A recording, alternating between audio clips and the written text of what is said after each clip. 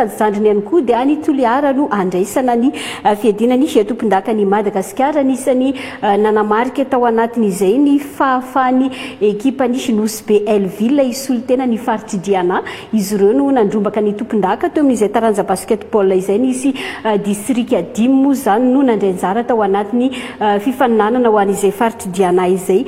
Araka ny vaovao ampitany televiziona malagasy avy any amin'ny faritra iny.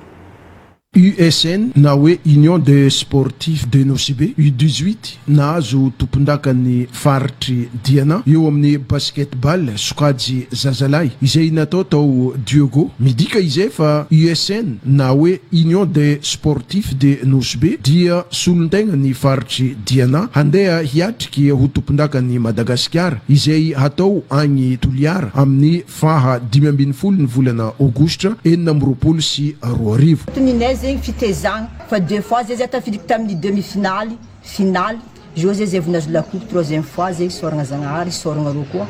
Fotony zegny maro problème amitsaikintsika eto zegny.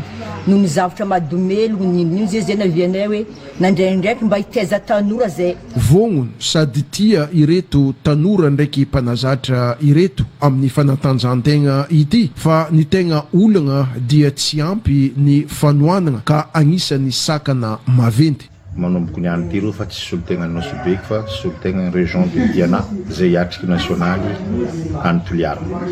Eto amintsika Nosy-Be zao io ty resaka drogue ty lasa ambanin-javatra sport. Izy koa andeha bara, andeha discothèque feno tsaiky fa resaka sport tsy hita. Efa agnatin'ny fagnomagnana ndraiky hetsiky fitadiavam-bola ireto tanora ndraiky mpanazatra avyeo mpanonga mba afagna handeha hiatriky tompon-dakan'ny Madagasikara izay hatao agny Toliara ho solontegna ny faritry Diana.